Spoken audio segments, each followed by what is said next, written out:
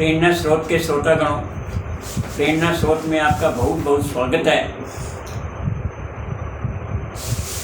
जितने भी बड़े व्यक्ति हुए हैं सब दूसरों से प्रेरणा लेकर के ही बड़े हुए हैं। चाहे वो इतिहास है, चाहे वो धार्मिक संस्थाएं हैं, सभी हमें बहुत कुछ सिखाती हैं। इतिहास से सबक लो, जो पिछले गुजर चुका उससे सबक लो, जिन्होंने देश के लिए कुर्बानियां दी उससे सबक लो। अगर आप राम से सबक लेते हो, प्रेरणा लेते हो, तो एक आदर्श पुत्र के रूप में जिसने पिता का वचन निभाया, एक आदर्श भाई के रूप में भरत लक्ष्मण को गले लगाया और एक आदर्श पति के रूप में जिसने अपनी पत्नी सीता के लिए सारा जीवन संघर्ष में गुजार दिया, और एक आदर्श शिष्य भी बनो जिसने गुरुजनों का सम्मान किया और गुरुजन जो यज्ञ वगैरह करते थे उनके यज्ञों को बचाने के लिए राक्षसों का वध किया,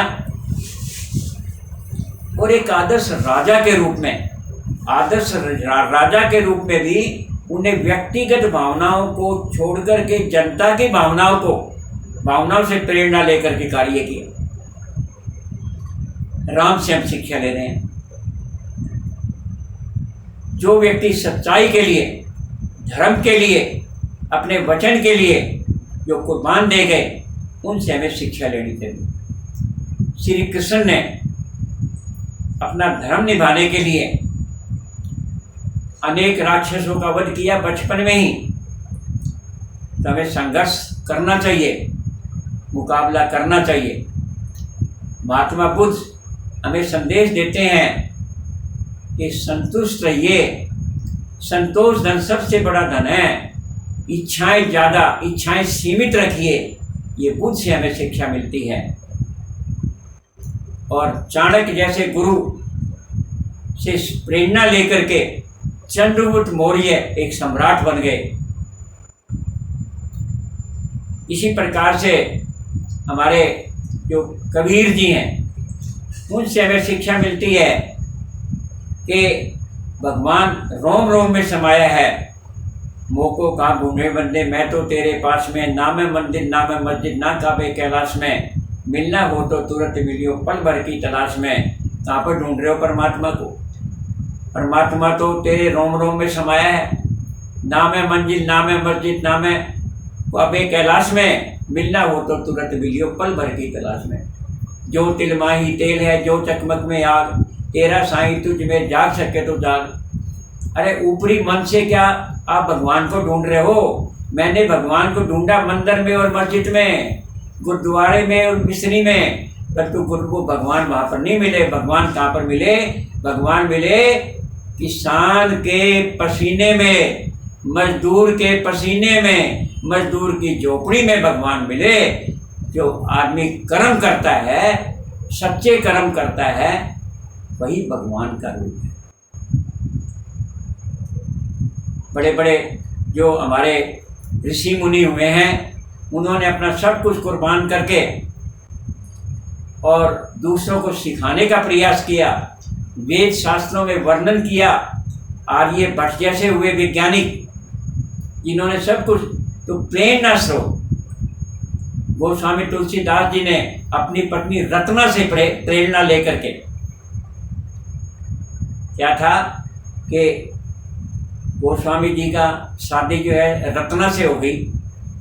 वो रत्ना से बहुत प्यार करते थे। एक बार रत्ना अपने घर चली गई तो वो रत्ना से इतना प्यार करते थे कि उसी रात को और वो रत्ना के घर पहुंच गए।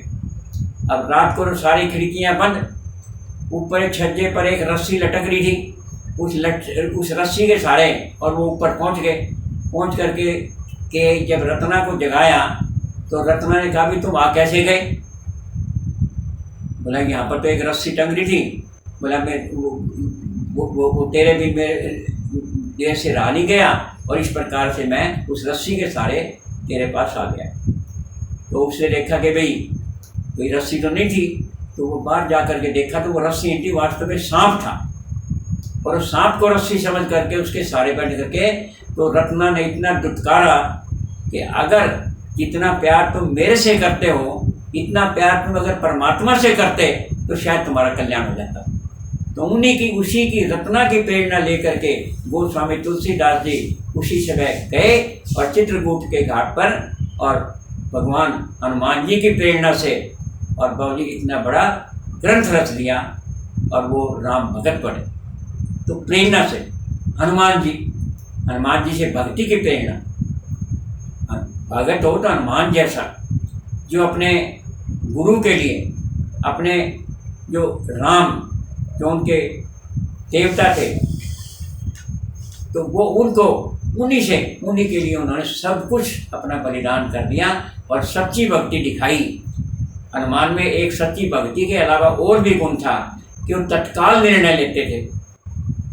और भी गुण था, वो कभी मुसीबतों से घबराते नहीं थे, मुसीबतों का डट करके मुकाबला करते थे और अपने स्वामी के लिए सब कुछ बलिदान करने को तैयार होते थे। इसी प्रकार से हम स्वामी विवेकानंद जी जो विदेश में जाकर के भारत का जिसने नाम डंका बजाया, उनको हम कैसे बुला सकते हैं। झांसी की रानी जिसने अपना सब कुछ बलिदान कर दिया अपने देश के लिए, इतनी वीरांगनाएं, इतने देश भगत जिन्होंने सब कुछ कुर्बान कर दिया। गांधी जी ने हमें सत्याग्रह का रास्ता बताया, मिलकर के, और दुश्मन का मुकाबला करो तो दुश्मन को हार माननी ही पड़ेगी। अहिंसा का रास्ता बताया, सत्य का रास्ता बताया गांधी जी के प्रेरणा से। इस प्रकार से अनेक व्यक्ति ऐसे हुए हैं जिससे हम प्रेरणा लेकर के, वो प्रेरणा सूत्र जरूर नहीं कोई बड़ा आदमी ही हो, प्रेरणा तो हमें बच्चे से भी मिल सकती है, प्रेरणा तो हमें किसी से भी मिल सकती है। तो जहाँ पर आपको प्रेरणा सूत्र मिलते हैं वहाँ से सीख करके, और आप उस प्रेरणा को उस इतिहास से सीख करके, चाणक्य ने एक ही गुण बताया था कि दुश्मन को जड़ से उखाड़ दो, जड़ से मार दो, जिससे वो दोबारा पैदा ही ना हो। चाणक्य ने ये सिखाया था कि दुश्मन के फौज में या दुश्मन के घर में जाकर के उसको फूट डाल दो, दुश्मन अपने आप ही मर जाएगा।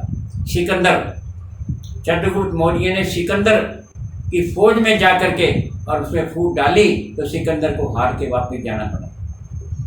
तो दुश्मन को भी, जैसे घनानंद, जो धनानंद थे, जो पाटलिपुत्र के राजा थे, वो तो नशे में डूबे रहते थे। तो चाणक्य ने जाकर के धनानंद के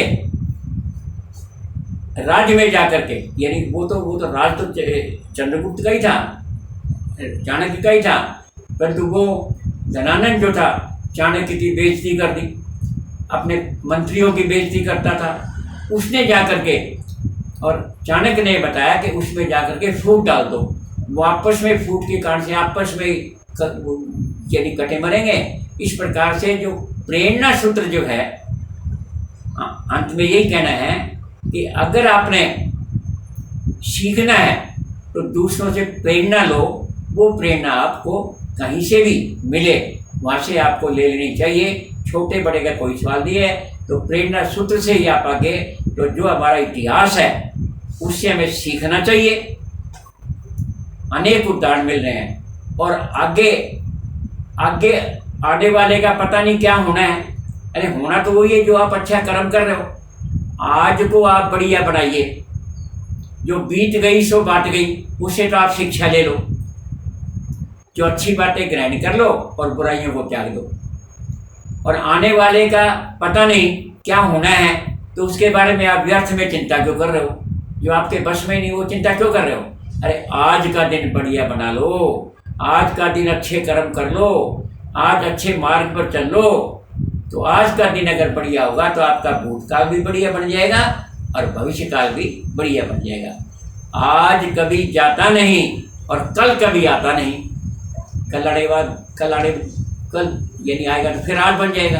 तो आज को आप आज को आप ठीक बना लो, अच्छी संगति को अपना लो, अच्छे विचारों को अपना लो, प्रेरणा सूत्र को अपना लो। इसी से आप आगे बढ़ सकते हैं। आज बस इतना ही। प्रेरणा सूत्र को आप ध्यान में रखें। बड़े बड़े लोगों से आप प्रेरणा लें, जो महान है उनसे प्रेरणा लें। अरे तो इस प्रकार से आप अपना जीवन सुखी बना सकते हो। अनेक जितने भी हमारे इतिहासकार, चाहे वो धार्मिक ग्रंथ हो, चाहे वो कोई कहानियाँ हो, वो हमें बल्कि जीवों से, आपने जीवों की कहानियाँ भी सुनी होगी, पशु पक्षियों की कहानियाँ भी सुनी होगी। वो कहानियाँ नहीं है, वो हमारी शिक्षा प्रदान करती है। ये थ्रस्ली करो, लाइन एंड दी माउस, ये सारी बातें क्या सिखाती है हमें? पशु कोई पक्षी कोई बोलते थोड़ी हैं। ये एक शिक्षा का साधन है, जो कि पशु पक्षियों के द्वारा जो कहानियाँ बनाई गई है वो हमें जीवन में शिक्षा प्रदान करती है। उनसे भी आप शिक्षा ग्रहण कर सकते हो। और चाणक्य सूत्र और महाभारत के अंदर भी तो इस प्रकार से जितनी भी बातें हैं वो सब हमें पुरानों से रोज से सीख करके अपने धर्मों से अपने और कर्म अच्छा करोगे तो अच्छा फल पाओगे। कर्म से ही आपका जीवन बनता है। जैसा कर्म करेगा बंदे वैसा ही फल पाएगा। ये गीता का ज्ञान, ये है गीता का ज्ञान। आज बस इतना ही, बाकी फिर कभी से। धन्यवाद।